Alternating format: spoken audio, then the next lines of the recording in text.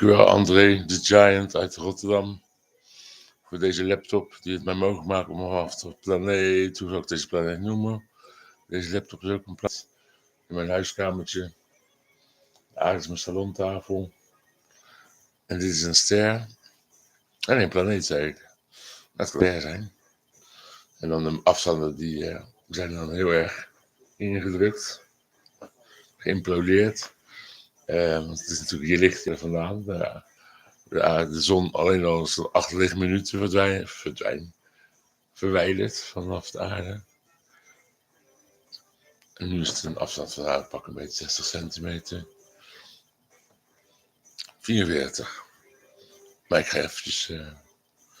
zolang Amy de lamps aan heb staan, blijf ik nog even streamen. Maar er komt niet zo interessant langs, behalve dan dat ik de future kan shapen met deze achterlijke muts op mijn kop. Nee, dat is niet achterlijk, ik vind dat tof. Uit Beieren, van Aurora Bianca. Had.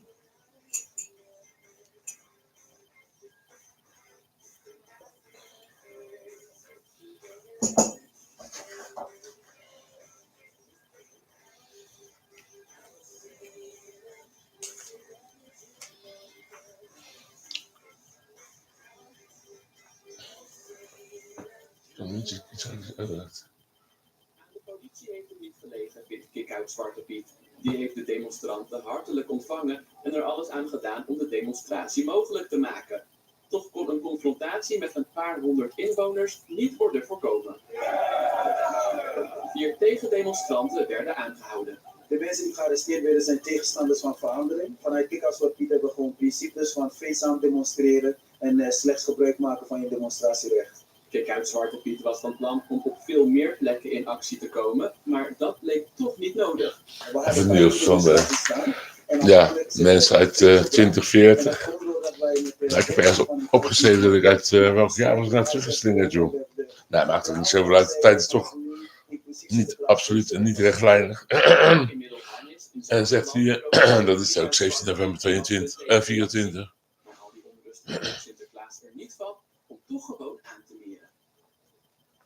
Ja, als gezegd, in Vianen werd de landelijke feest. Voor de kijkers van dat Lion King, Paul 23, 26, 236 eigenlijk.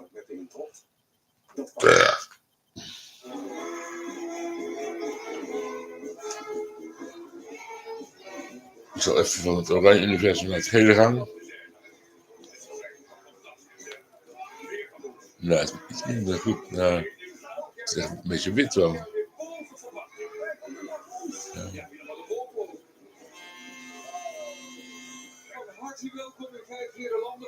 Deze is wel goed. Paas. 314 pi.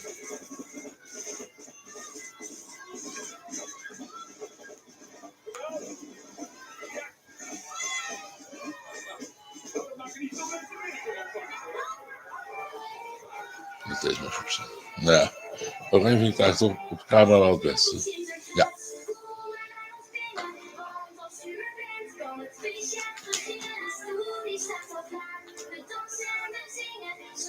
Wie mogen vanavond allemaal jullie?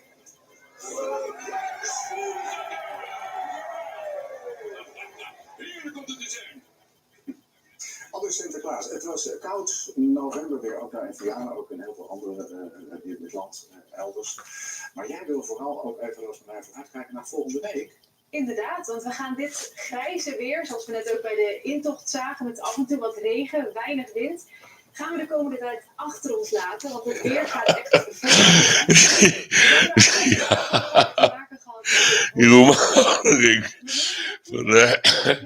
van Plakshot, gaat hij bij een Sinterklaas intocht staan, allemaal kindertjes, 5, 6, 7, 4 jaar en jongen, maakt niet uit, die ouders erbij. Een vrolijke dag natuurlijk voor die kinderen, spannend. Komt hij als interviewer.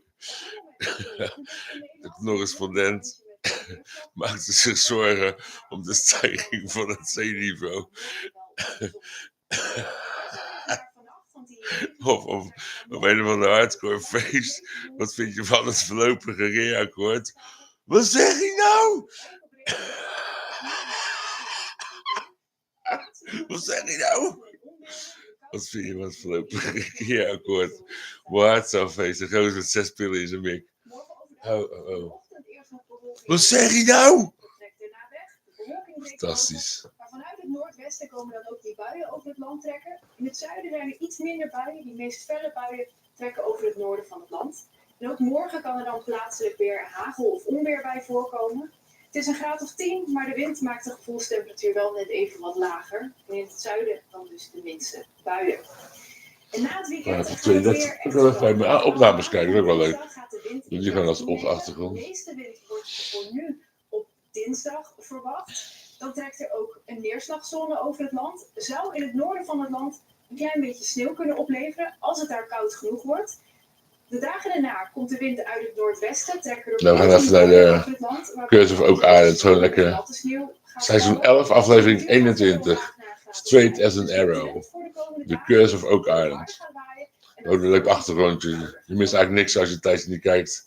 De crisis in het kabinet mag dan zijn bevroren. Er zijn nog veel onbeantwoorde vragen. Daar begonnen we dit naar eens 8 uur journaal mee. Wat is er nou precies gezegd? Afspelen. We're going to see a piece of punch like this again. You know, the auction price is going to be $8,000 to $10,000 in this thing. You know, I would do the 8. I did $8,000 for this thing. That's a generous offer, but I would really have to talk to my family because this was Bill's clearly one of his favorite pieces. Absolutely. I would definitely have to talk to my children. I understand. I mean, Bill, I wish I met the guy. But through this piece of furniture, I feel as though I know him a little bit. Because he understood what this was. It's really unusual to find somebody who had the passion for furniture that I do. Well, I really wish you could have met him and you would have had it. Yeah, we would have been here for days. Yeah, no. All right, Jersey. Pull yourself away from that piece. Do it. Sit away from it. Thanks, buddy. Bill was a guy that had a lot of layers. 7-11 toen ik keek. 11-7 dacht dat Herman van 54, dat ik nu ben, van Hilton naar de Aleph sprong.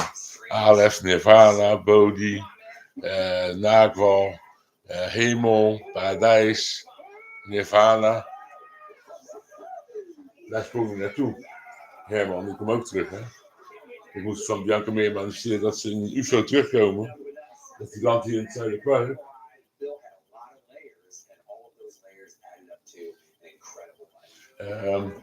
Had ik me een keer voorgesteld dat uit de UFO dan komen Amy Winehouse, Willem, mijn vader, dat is ook gelijk Willem Ruijs en Willem Duis ook.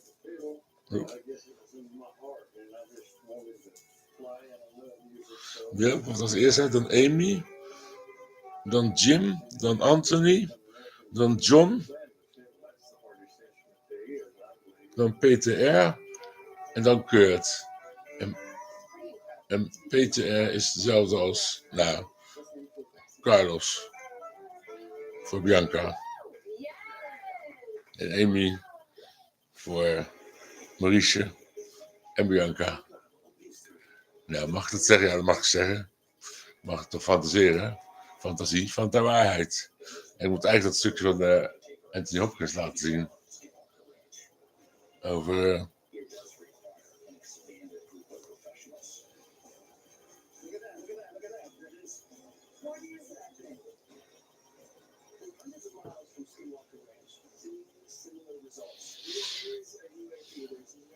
rational. That's the rational mind. It's the irrational, the subconscious. Now build the ditches, drag the time into the past. Believe, believe, believe. Even if you don't believe, act like you believe. We komen aan het licht in ons vervolgonderzoek naar The Secrets of the Hells Angels. Vanavond om 11:10 hier op History Channel.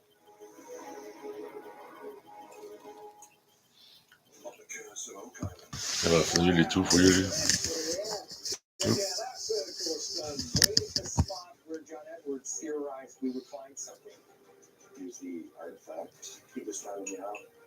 Ik heb de hele dag gezien, joh.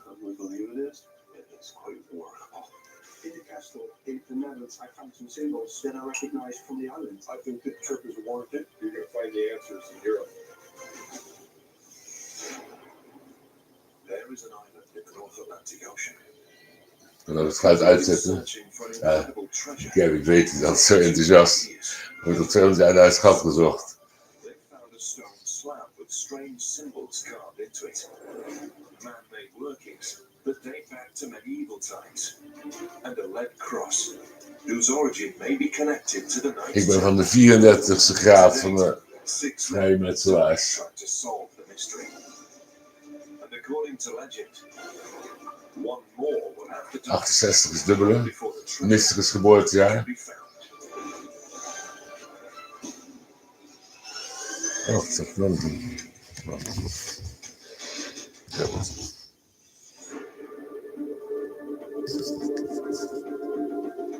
Morning, Roger. Morning, Roger. Hey, how's it going? You tell us. Exactly. Well, I wish I had much better news to tell you than what I have. As a new day begins on Oak Island for brothers Rick and Marty Lagina and their team, they find themselves facing a daunting ordeal in the Money Pit area that is almost as old as the 229-year mystery itself. Water started coming in around 95 feet where that old tunnel was. And it happened so fast that nobody really had time to react. It's the old history of Oak Island, right? Yeah. The water. That's right. Water. That's been problematic for everyone, and now it's a big problem for advancing this agenda. Last Als week, dit lukt. the team had every reason to believe that they were close to a major discovery when representatives from Dumas Contracting Limited began a probe drilling operation at a depth of 106 feet in a garden shaft as they attempted to explore a 7-foot-high tunnel. A tunnel that runs west into an area known as the Baby Block, where high trace evidence of gold, silver and other metals were recently detected between 80 and 120 feet underground. But just hours after the drilling operation began,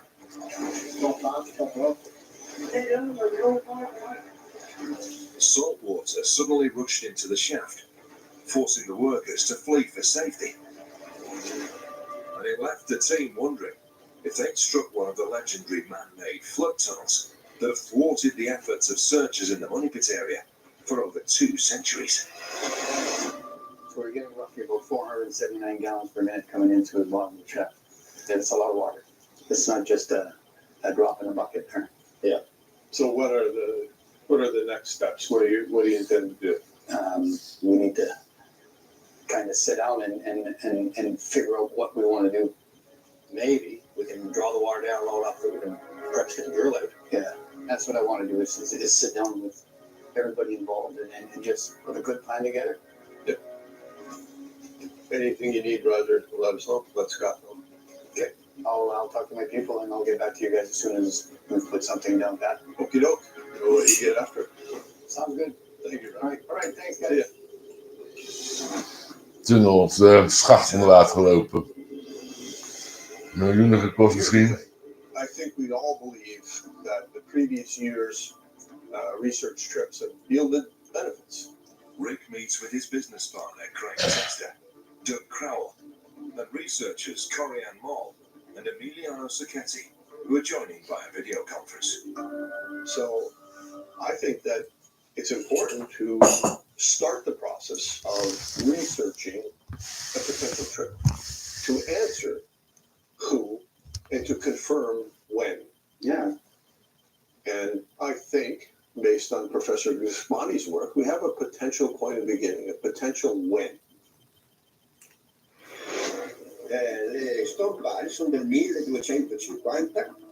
In the past year, Italian archaeoastronomer Professor Adriano Gaspari has shared his scientific research that several megalithic stone structures on Oak Island's surface, including Nolan's Cross, 5 pyramid-shaped piles of stones on Lot 15, and the Stone Triangle, which points north towards the original Money Pit shaft, were all created by aligning the stones with certain stars and the sun during the 13th century by members of the Knights Templar, the Christian military order who many researchers have speculated transported priceless religious artifacts from Europe and hid them on Oak Island.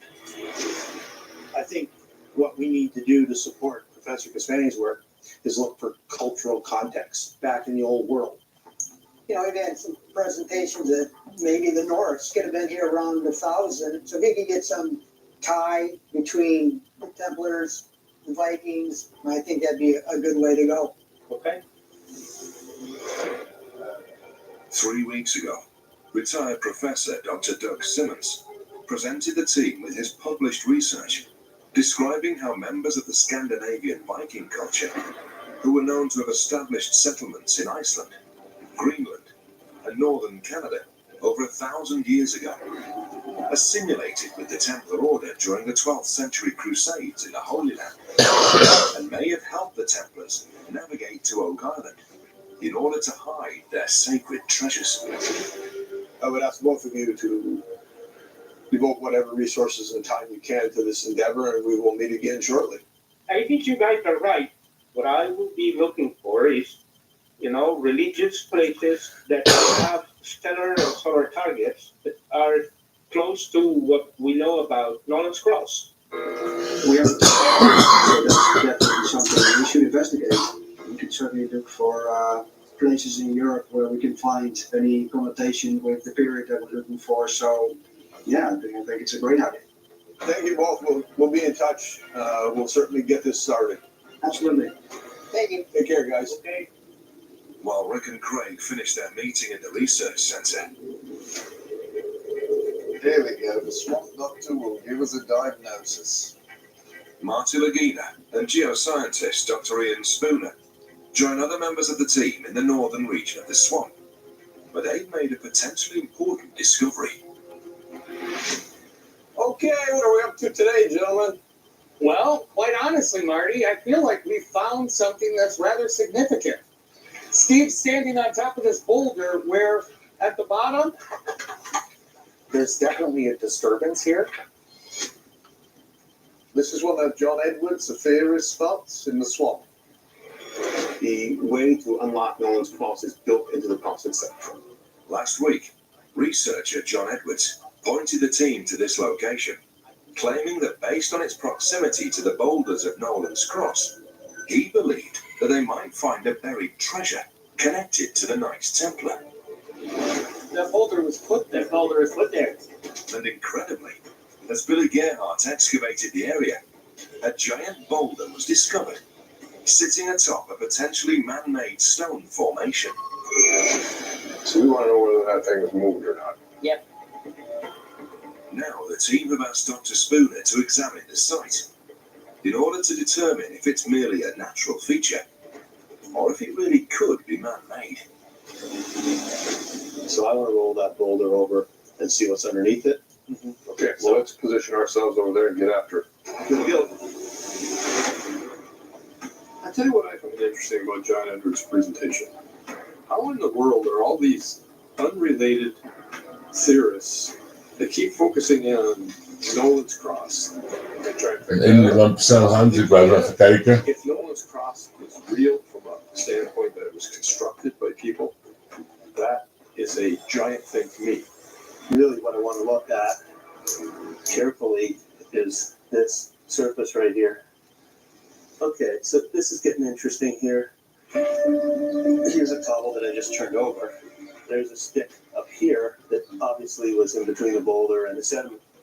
So I think it's possible that boulder was moved around. Nice. People are moving around boulders. To what end? Coming up, That's a big timber. Oh, yeah. This was brought here. We have some places here that have fight atoms, so Knights Templar on their way to North America. Je kan nog met de blauwe knop 5 minuten verder. Maar ja, dat gaat het doen. Oké. Dat is Morgan Freeman en Bruce Almighty geweldig. Ja, hij is sowieso geweldig. Bruce Almighty ook, maar ik bedoel Morgan Freeman. There's no handbook. The consequences are clear. Here's what you need to understand. History is volatile, violent, teeth in my ears, and deadly. Thoughts? how to put this. There's still unanswered questions. The deeper you go, the stranger it gets. Smart boy. You've seen it in the movies. Smoking gun. And we're about to show you the real thing.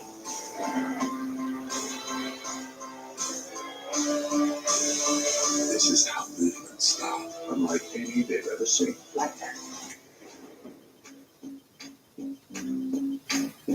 Weet ik wel dan. Kan je het zien? Bij Praxis zijn het nu de hamerweken. Dat is in één klap heel veel korting met Praxis Plus. Zoals deze vrijdag tot en met zondag 30% korting op alle verlichting. Makers Praxis. Van nature hulpeloos. Ja, dat is een inburgertje bakken. Ja, zo. En te groeien. Soms zijn er beperkingen die het leven topsport maken. Dan heb je hulp van een team nodig. Hulp van Nederland vormt samen met jou een superteam. Of het nu gaat om een fysieke of geestelijke zorgvraag. En dat is het waard. Support onze superteams op hulpbond.nl. Voor medicijnen die voorkomen dat zo eten. Levensreddende niet. Hier zijn, maar jij en 900 man. AIDS is op te lossen. Je wou wat op. Anna heeft niemand die voor haar zorgt. Net als ieder kind verlangt ze naar iemand die haar troost en beschermt. Wereldwijd staat 1 op de 10 kinderen er alleen voor. Wil jij het leven van kinderen als Anna veranderen? Met een donatie van €8 per maand zorg je dat families bij elkaar blijven. En ieder kind liefdevol en veilig opgroeit. Vegetarische slager hebben we een paar 500 postcode dat zijn we Sander. Die had de vader en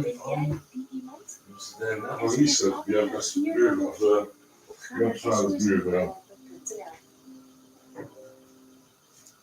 Zo, dat het een beetje moet hebben, want deze had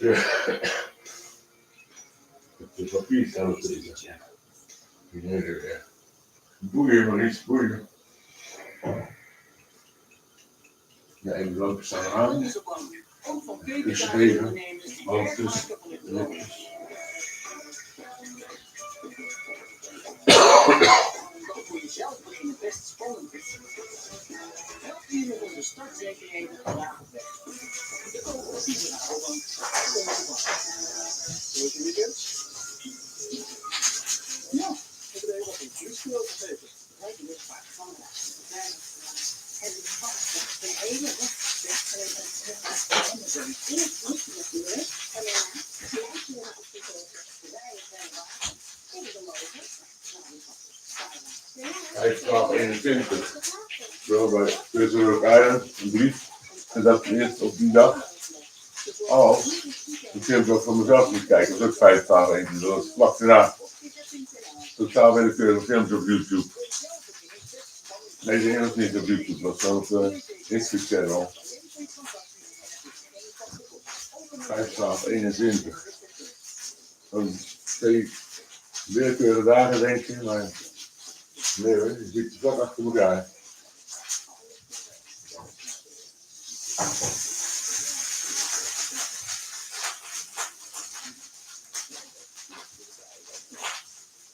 Nee, zo eens.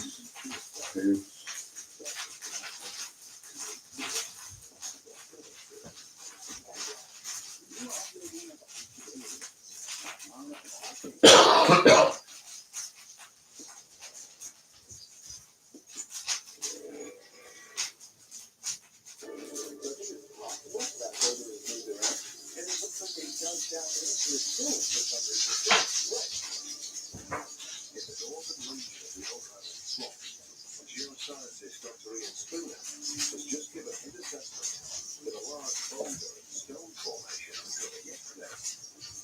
Wil kijken eens.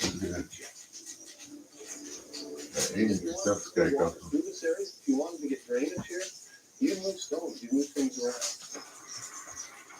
Yeah. It just seems like people were manipulating or trying to change the water level in this swamp for whatever reason. Yeah. If Dr. Spooner and Billy are correct, and the area around this feature was artificially drained in the past, could that offer evidence to support the theory of researcher John Edwards, who believed it may have been created centuries ago by members of the Knights Templar? What'd you find? Right at the base of the swamp material.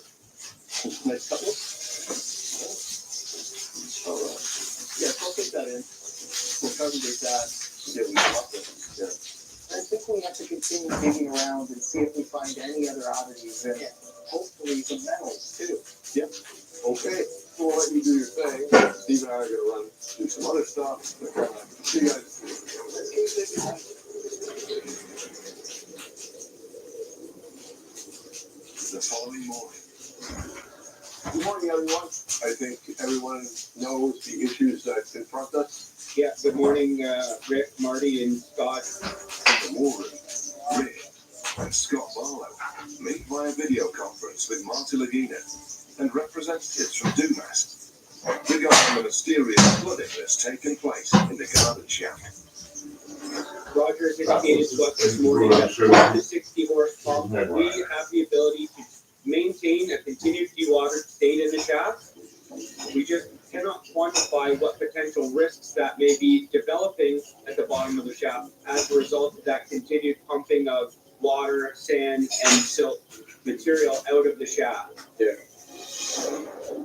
Using an industrial pump in the garden shaft, representatives from Dumas believe that they would be able to lower the water level in the shaft all the way down to a depth of 106 feet.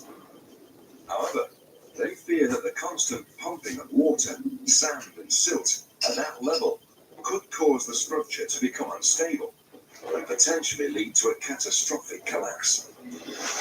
We might be able to maintain that pumping level at a lower rate at a higher elevation in the shaft. And that's an option when the drill is there and we have a pump. So you're not pumping it all the way down, you're just maintaining not down at 99 or 85, you're up in the upper 40s, let's say. Yeah. So there's an option there to keep drilling if it's feasible to drill or if it's where you want to drill. Okay, so the prime drive here is to make use of the shaft for our purposes, the horizontal drilling. Absolutely correct. I guess I'd like to try. Let's see what happens. Yeah.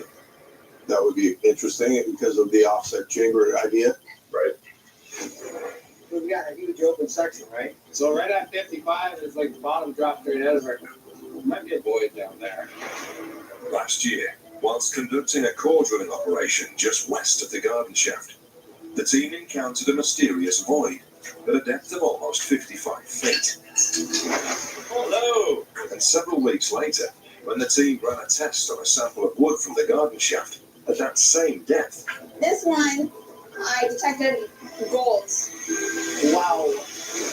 The results made the team speculate that there could be an offset chamber that contained valuables in that area.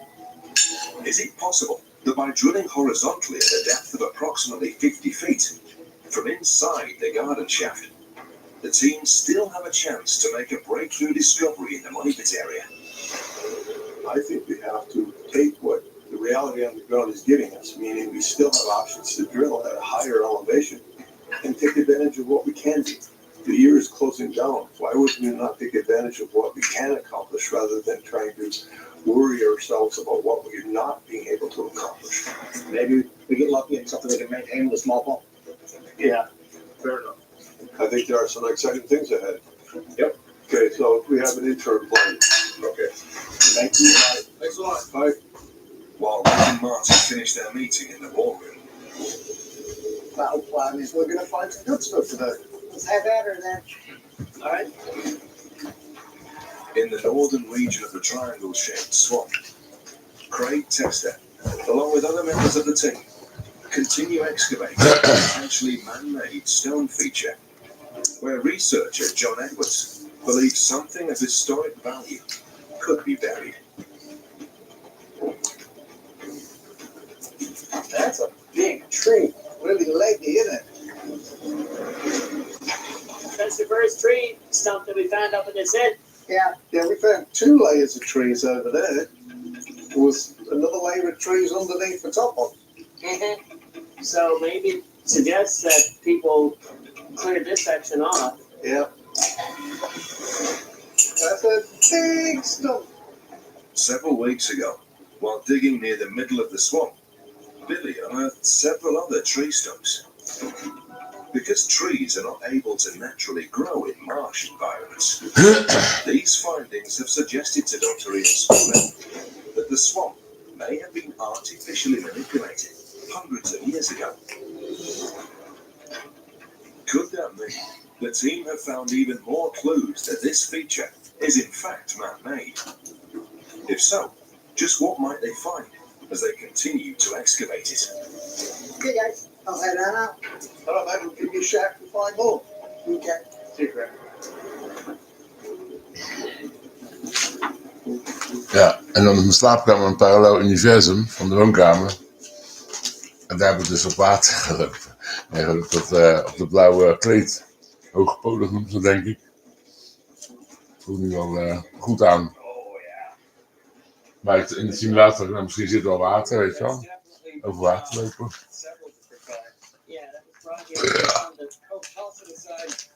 Lion King, wel wil.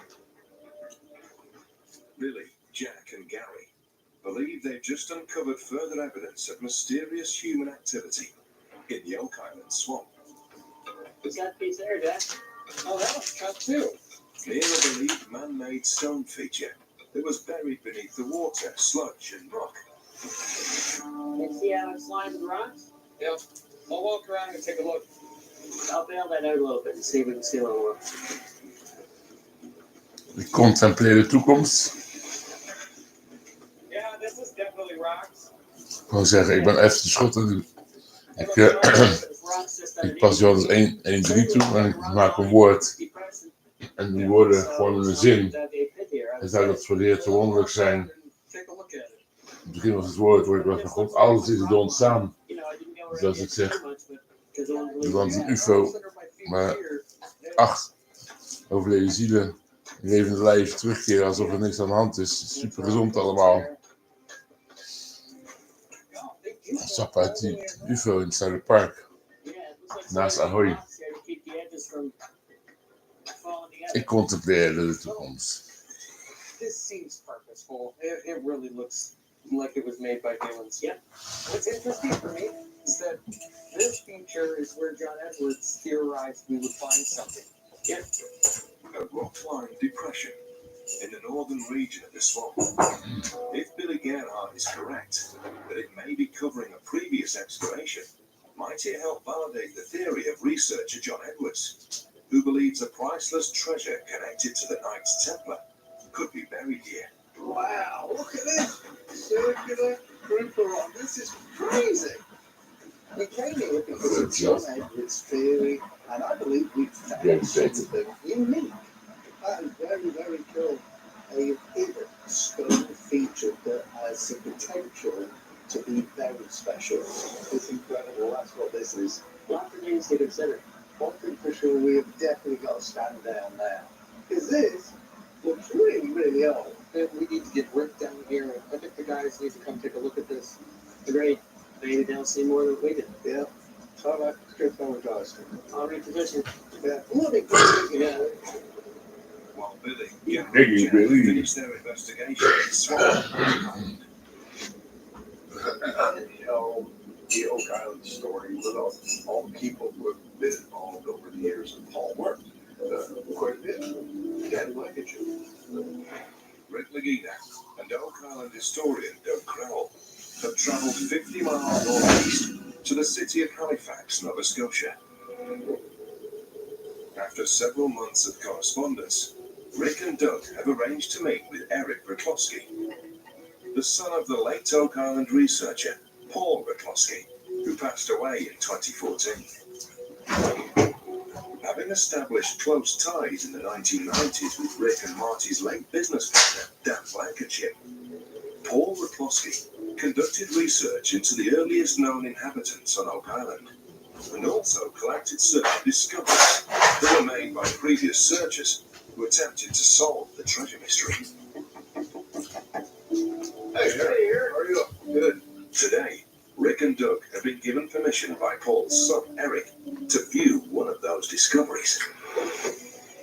First and foremost, Eric, I want to say thank you for the invite to come down. Your father played a big role and was very helpful in getting us acclimated not only to the island and the locations he felt were very important, but also help us developing a further understanding of the mystery. Thank you, Rick. That means a lot. I was always impressed with the work of your dad because he really took an investigative approach to it, and he looked at every piece of minutia about the island, and that was really impressive. Well, that sounds like him, all right. Here's the artifact that we've come to see. That's much smaller than I thought in the picture. Really? Yeah. You know, Doug, wow, you wanted to see that for a long time. Yeah. You can take it out of the bag if you'd like. Wow. That. I know Robert Dunfield Jr. was the one to give it to my father, but I don't know much more about the backstory than that. I remember it was helpful to your dad. He had developed a rapport with Dunfield Jr. The story is that the grandfather had found the items. We don't know whether it was found in wood that was brought up out of Robert Dunfield's gate in the mud pit, or it was found somewhere on the surface of the island. Right. In November of 1965, California geologist Robert Dunfield conducted the largest excavation that has ever been attempted in the Muddy Pit area. Using a 70-ton crane, he dug a giant 100-foot diameter pit, reaching a depth of 140 feet. But unfortunately, due to mysterious flooding, just like the lagunas are currently experiencing, the pit caved in and no treasure was ever recovered. That's great. However, could this artifact, which Robert's grandson eventually gave to Paul Raklowski, be an important clue that could help solve the Oak Island mystery? You know, when I first saw a picture of this, it was suggested that it was a crossbow bolt. Oh, really? Yeah. And that really was intriguing to me because usually crossbows, you think older, medieval type of period of time. Do you think this is natural there? I don't think that's natural. That's definitely no cut. There's more in here. It's loaded with wood all along this line.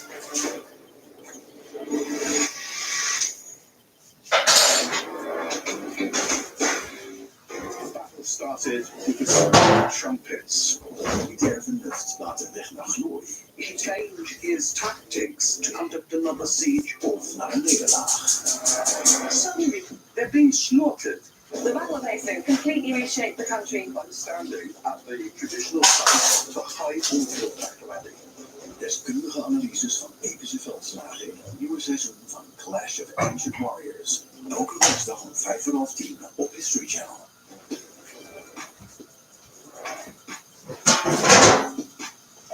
Bij Praxis zijn het nu de hamerweken.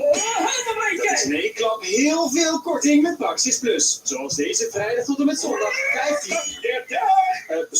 30% korting op alle verlichting. Voor de makers. Praxis Sales. Wanneer dofhuid jouw glans verbrekt, gebruik Sales Intensplex haarkleuring. De Plex-technologie in de verzorging beschermt en versterkt je haar. Voor een prachtige metallic glans.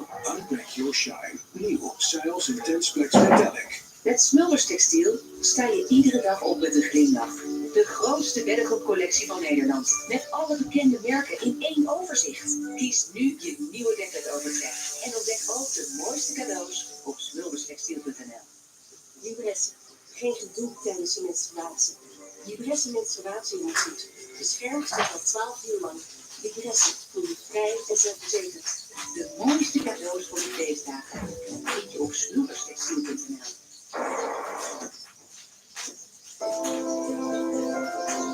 Lindor heeft de wereld even op de hoogte gezet. Zijdezachte gesmolten chocolade van de Lindt Meester chocolatier. Lindt Lindor.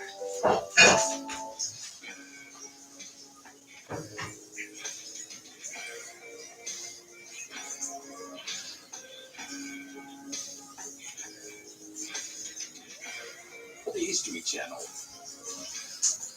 Jouw dier is uniek. Daarom maakt Just Brussel voeding op maat afgestemd op jouw hond of kat. 100% natuurlijk in hun favoriete smaak en gratis thuisbezorgd. Just Brussel, verkocht voor het beste product van het jaar. Ga naar justbrussel.nl/actie en geef je huisdier de voeding die hij verdient. Anna heeft niemand die voor haar zorgt. Net als ieder kind verlangt ze naar iemand die haar troost en beschermt. Iemand die voor haar klaarstaat, wat er ook gebeurt.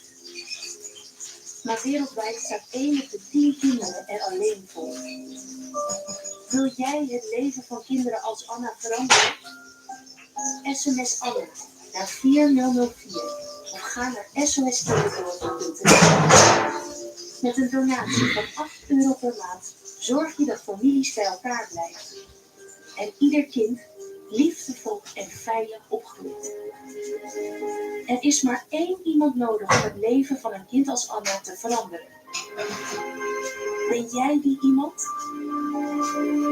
SMS Anna naar 4004 of ga naar soskinderdorp.nl.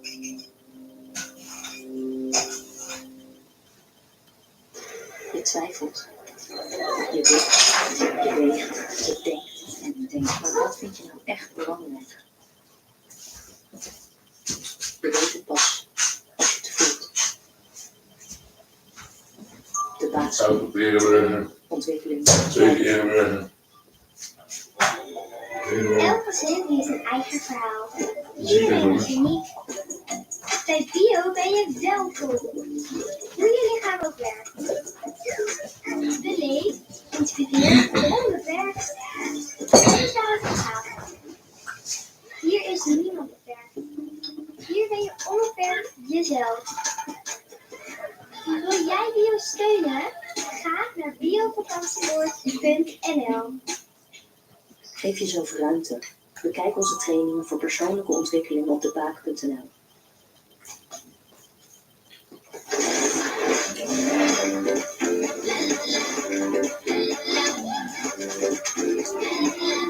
Verfris je dag met Mentos kauwgum. Yes, refresh. It is more important than ever to take our investigation beyond Skinwalker Ranch. It does require an expanded group of professionals. Look at that, look at that, look at that. There it is.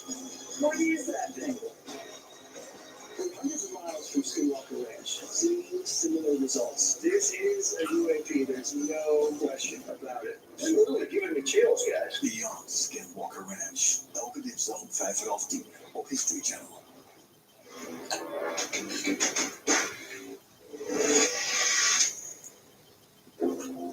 Usually crossbows, we think old medieval type of period of time. At the home of Eric McCloskey in Halifax, Nova Scotia, Rick McGeener and Doug Crowell were examining a curious artifact. It was reportedly found on Oak Island in the 1960s by the late treasure hunter Robert Dunfield. Supposedly there were 3 of them found on the island. One was given to your father, and we don't know where the other 2 are now.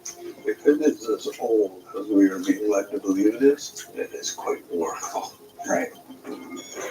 The crossbow is a handheld weapon designed to shoot arrows and was first documented in China and Greece around 500 BCE. However, nearly 1,500 years later, crossbows revolutionized warfare across Europe and in the Holy Land during the Crusades. I really hope that someday I will see this. It's really cool to be sitting here at the table with you now. It certainly is more interesting than I even imagined. Is it possible that a discovery made by Robert Dunfield over 50 years ago could help Rick, Marty, Craig and the team identify just who may have been behind the Oak Island mystery? It's certainly nothing similar to any artifact we have found in the island, at least not to date. And that's what makes it so intriguing. That's really interesting. Yeah. We'd like to find a way to do some analysis of it on our own. Obviously, it would be non-invasive, non-destructive. Yeah, I would be very interested in that, and I think that's what my father would have wanted. My father was very passionate, so I think anything to really help tell that story would be good. Why don't we go back and come to an understanding amongst ourselves and develop some sort of strategy and take the item and have it looked at? Of course. We always address the Oak Island issue with who, what, when, where, why, and how. Maybe this will crack a couple of the W's. Is it okay to take a few pictures? Yeah, go right ahead, Doug. You can't but say that this object is incredibly curious because it was found on the island. It's certainly quite old. We have not found anything else like it, even remotely, on the island, and we have the ability to understand it further. It's a beautiful artifact, it really is. All we can say is thank you for being so open-minded, and we'll get back to you.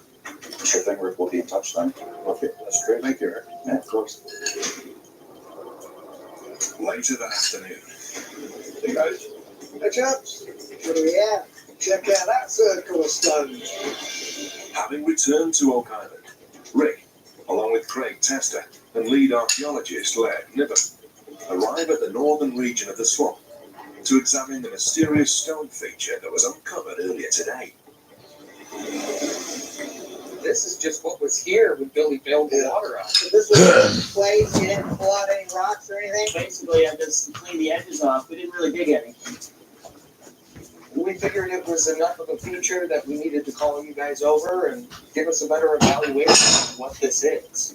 Yeah, looks like somebody engineered it. You can see the 1/2, 2/1. Obviously, it's described as a 1/2, 2/1 construct, and it would only reinforce to me that this is an intentional, purposeful construct. But we need to do more work to understand it completely. But no metals. No metals. Well, we didn't find any metals at the paved area or on the stone roadway, so maybe it's an older construct. At face value, it just suggests to me that people may have been in Oak Island a little bit before what we thought. Should that more? Is that a stake? You don't get that one. Should it? No. Well, here's it on there. That's definitely been cut. Yeah. And there's more in here. It's loaded with wood all along this line. Let's see that. You got a few of these. These are kind of like what Fred called the big long strokes with an axe. Maybe this is a candidate for C14. Yeah. During one of his many investigations of the triangle-shaped swamp, Fred Nolan discovered several uniform lines of wooden stakes. Dat is iets op, ja. Daarmee hangt er nog steeds wel mist over wat er nu precies gezegd wat willen weten. Natuurlijk van de minister. Onder premier Rutte is het een enkele keer wel openbaar gemaakt. In het Kamerdebat zullen de partijen in ieder geval meer willen zien dan een herhaling van de persconferentie van premier Schoof. Schenk nou klaar bij wijn. Laat ons nou allemaal meelezen wat er echt gezegd is. En als er racistische uitspraken zijn gedaan, dan denk ik dat degenen die dat gedaan hebben, het kabinet hebben verlaten en niet degene die eraan stoort. En ik vind het heel schadelijk. Elke dag is er weer glazen. Professioneel handelen. Dat is wat heel de Nederlandse samenleving van deze mensen verwacht. De coalitie hoopt nu vooral zand erover, maar een fel en scherp Kamerdebat zal hun samenwerking op.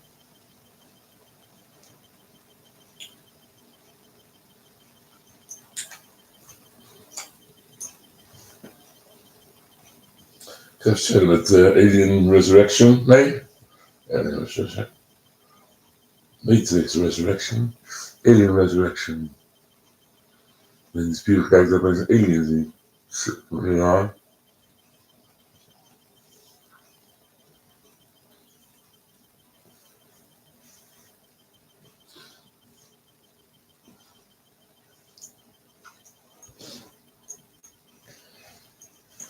Alien investigation.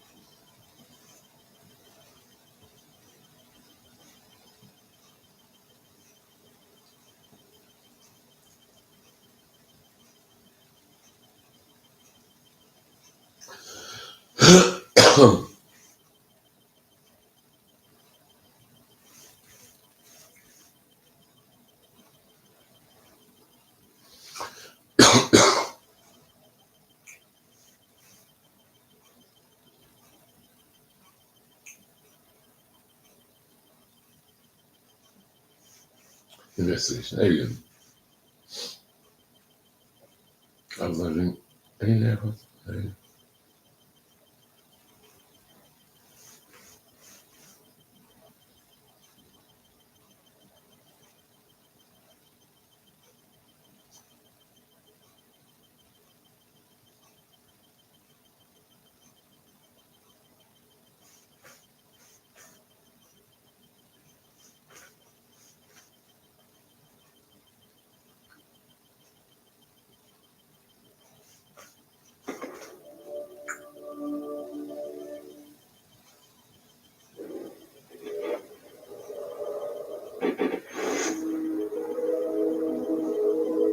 One thing I've learned in my career is that if you're going to tackle really big questions, sometimes the only way to do it is to piece together little bits of information that when you put them together, it can reveal a larger truth. I came to Phoenix to gather information for my counter report, but what stands out most to me is how the government tried so hard to sweep this phenomenon away, and yet the craft itself was and continues to be defiant about asserting its presence. I'm convinced there is a reason why the intelligence that was piloting this craft allowed itself to be seen by so many people back in 1997 and continues revealing itself to witnesses even today.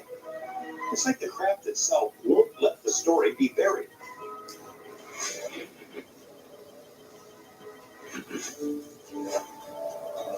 To bolster my counter report, Phoenix. Nu een medewaard soort. Ja, pendere soort. Meanwhile, I'm going to meet with Dr. Lynn Katai, who is the preeminent expert in the world on the Phoenix Lights incident. And I want to talk to her because I want to fill in the gaps about what is publicly known about this event and what may have been suppressed. This view is spectacular, isn't it? You can sit down here and talk. Dr. Lynn is a medical professional who recorded the definitive images of the Phoenix Lights on the key night. She took it on herself to gather all kinds of evidence, to talk to witnesses, to put it all together long before she decided to go public. So I've seen your iconic photos. How did you start to realize that this was potentially a non-human craft? About 8:30 that evening, I see some orbs pop up in the sky.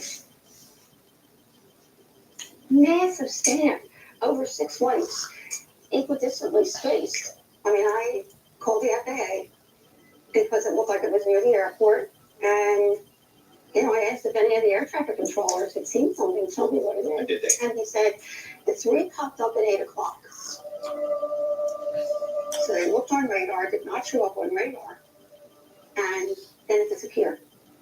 When 6 showed up at 8:30, that really alarmed them. There were 6 points of light totally equidistant from each other. Massive span over a mile. It seemed to be attached to something, but they couldn't quite see what these lights were attached to. The entire thing turned as a unit against the wind, and then elevated slowly and in synchrony moved behind South Mountain. So I said, so what was it? He said that the whole group, ruled out every conventional aircraft, balloons, Chinese lanterns, flares, even skydivers with lights. They had no idea what these were. Seems like the authorities weren't even willing to consider it was a non-human craft. No. So I spent all day trying to track down a former Air Force pilot named Mel, who allegedly interacted with the Phoenix Lights craft while on duty at Luke Air Force Base. I'd love to be able to talk to him pilot to pilot. What did you see? He'd be able to tell me about the technology that he thinks he saw. Like, this guy was up close and personal. But as yet, I've totally struck out. I know now that this can happen with people who've experienced these things.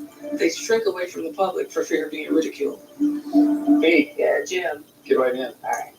But I did get referred to another local investigator named Jim Delatosa, who apparently spoke with Mel shortly after he returned from his shift. So how'd you get involved with this Phoenix Lights case? I was involved in UFO investigations for a long time. Scientific equipment, instrumentation. I had a business, so tested many, many photographs over the years. So when the Phoenix Lights happened in 1997, we analyzed the pictures and talked to many witnesses. So that's how you connected with Mel. I spoke with Mel in person and on the phone, confidentially. We didn't whip out a confidentiality agreement, but we both knew why we were there and how it should be. Right. What was his experience?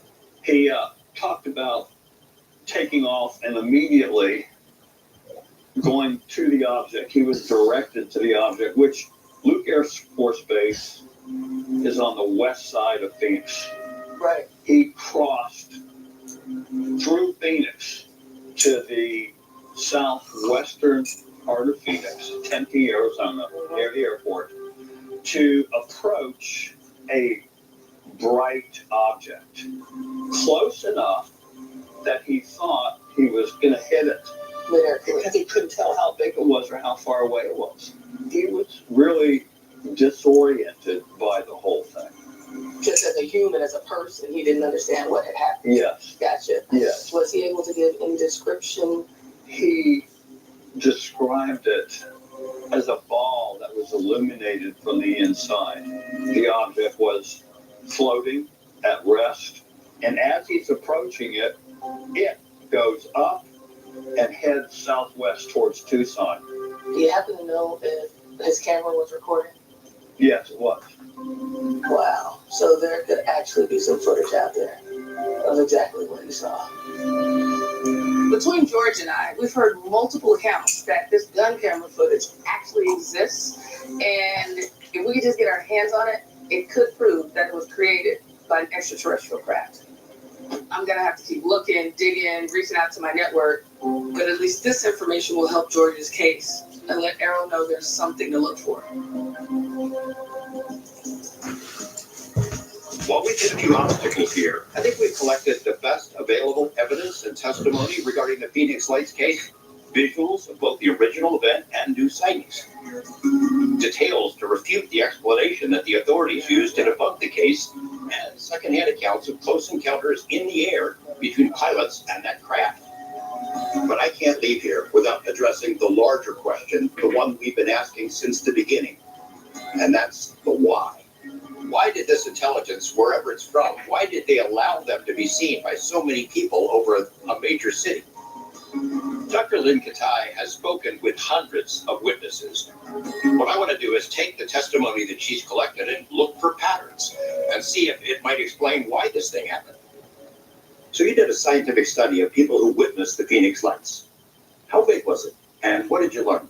We have over 2,000 in our study already that have shared that they've had a contact or connection with these non-human intelligent beings, we call them. Really? What did they say? Not to be worried, we're not here to harm you. Is that the general message? Oh yeah, I found that talking to witnesses, the vast majority, over 90%, had a positive awakening, transformation that affected them very deeply.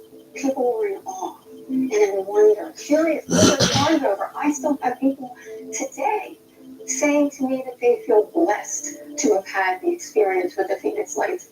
What's amazing is that whoever did this wanted to wake us up to their presence in a very gentle, non-threatening way. There's much more out there than what we're being told. I know that the Phoenix Lights were witnessed by a huge number of people, but it's also interesting to learn that there may have been some sort of a profound shared experience, which is a little bit different from what we've heard in other parts of the world, where they've had very disturbing experiences where they were frightened and scared of the whole thing. This points to a theory that the visitors' purpose in revealing themselves to humans is to send us a message. But is that message really as simple as, we're not here to harm you? Or is it something more profound?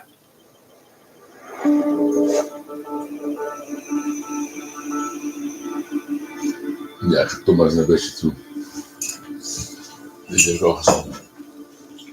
I've been working on compiling my own counter report to Arrow's outrageous outrageous claims that there is absolutely no evidence whatsoever of non-human intelligence or extraterrestrials. There is urgency here. I mean, it's an election year. We don't know who the new administration is going to be. A lot of the people who are champions for UFO transparency in Congress may not be around. So I put calls out to everyone whom I could determine testified to Arrow to see if they'd share their accounts.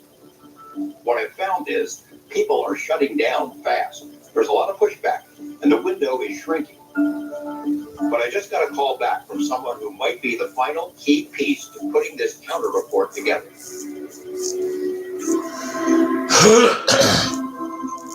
Bob Jacobs is the most important witness to what might be the most significant UFO event ever. 1964, Vandenberg Air Force Base. They're shooting a missile with a dummy nuclear warhead on top, and something comes out during the test. Flying saucer. Bob Jacobs is a lieutenant in the U.S. Air Force at the time. He was responsible for documenting this test, and he captured the whole thing on film. Naturally, that footage was seized immediately. Bob's experience is not without precedent. Since the 1940s, military personnel have reported mysterious craft tampering with nuclear missile launch systems. I even encountered this when I went to Russia, where I obtained files from the Ministry of Defense about their UFO programs, including a very specific incident where a Russian ICBM base was overrun by UFOs. The UFOs entered the correct launch control codes and nearly started World War III. Arrow took testimony from at least a half a dozen American missile operators who shared similar experiences, but there is little, if any, indication that Arrow took these reports seriously. Many years later, he finally came forward and said something about it to a friend of mine, Robert Hastings, who investigated similar incidents, but he got a lot of crap and just stopped doing interviews until this Arrow report gives him an opportunity. He goes in good faith, thinks, all right, here's a chance to put my story on the record. They even included his case in the Arrow report, but determined it was inconclusive. Wow. So, how did you get Bob to talk to us? Him coming forward to Arrow and then being treated so shabbily really ticked him off. So we took advantage of that by getting him to come forward and fly out here to see us. I feel a little bit guilty about it, but not entirely. This might be the most important evidence that Arrow did, in fact, drop the ball in their report, and the work needs to continue. The window can't close now because vital answers are still out there to be found. My colleague V, about Jacobs. So Bob, tell us what happened when you got the developed film back from the missile test. I was working away happily one day, and a major from the 1st Strategic Aerospace Division called me up and said, Lieutenant, could you come into my office? So I walked in, and two guys in gray suits standing over against the wall in his office. He said, watch this. He turned off the lights, turned on the projector. Here's the warhead flying along. This thing comes in here, shoots a beam of light at it, flies up here, shoots another beam of light at it, flies around here, another beam, and flies under it, another beam, and then zips out of the frame that way. And the warhead tumbled out of the frame. That thing was a flying saucer. Ja. Overtuigend dat het krijgen, joh.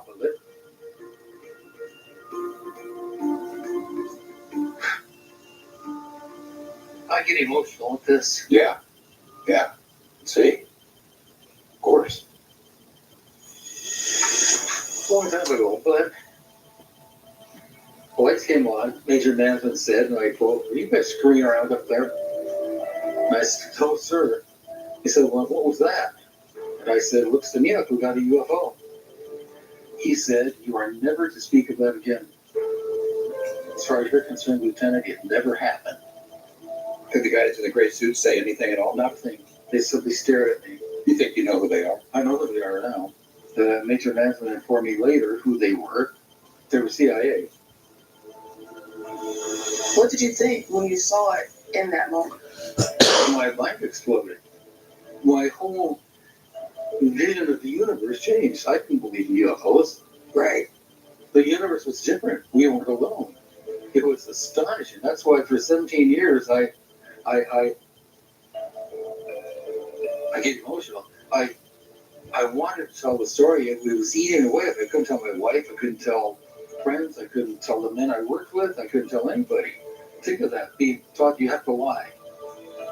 I, and they, I'm sure, believe that this is the most significant thing that's happened in human history. We are not alone. The Arrow report comes out. Give me your sense of when you read that thing, what it was like that day. I was so mad. I was just angry. I was furious. This account that I've given happened. I resent deeply my integrity, my honor, my PhD degree, my books, all of the things I've done is on the line now, thanks to this complete idiotic silence that the government gives us. They don't want anybody to ask the questions. They don't want anybody to think that these things flying around are real. I don't believe they're real. I know they're real. I don't believe involved. But it did happen. It happened to me. We do know that this has happened dozens, maybe hundreds of times around the world. U.S. nuclear bases kept shut down, taken offline. Yep, Russians, something similar. They entered the codes and enabled those missiles. Exactly so. Some really dramatic incidents at nuclear missile silos and storage areas, and they're intensely interested in our nuclear weapons. Yes, they are, because they want us to stop using them. Some of the most compelling statements I've read about the ET or non-human intelligence phenomena are what I call alien editorials. These beings interact with humans, and they tell them a couple of things over and over and over, from the 40s on to present day. Quit messing with nuclear weapons. You're going to destroy yourself. Quit poisoning your planet. Take care of it. It suggests to me that at least some of them are more interested in the planet than they are in us. Maybe they live here too. I was just getting ready to say that same. They would jeopardize their bases. There are those of us, I'm one, who believe they've been here for hundreds, perhaps thousands of years. So up to this point, I thought I had two missions. One is to counter the Arrow report by bringing forth proof of non-human intelligence interacting with humans. And secondly, to answer the question of, why are they here? But I realized the two goals are intertwined. In order to keep this moving forward, in order to keep the window open, I need to present everything that we've accumulated. The big questions, the who, the what. Ontstond er in Almere een kleine brand na een ontploffing bij een woning. De Nations League voetbalwedstrijd tussen Nederland en Hongarije is geëindigd in 4-0. Oranje plaatst zich daarmee voor de kwartfinales. Het duel heeft bijna een kwartier stilgelegen, omdat de Hongaarse assistent bondscoach onwel werd. Hij is behandeld en naar het ziekenhuis gebracht. Volgens de Hongaarse is zijn toestand stabiel. Na de spelhervatting benutte Oranje 2 penalties. In de tweede helft liepen de 3 en 4-0. Voor een veiling in Frankrijk Amen, is het amen. skelet van een ruim 20 Peace, love, unity, and having fun. dinosaurus verkocht. These are the lyrics of Carrots 1, 2, 3, 4.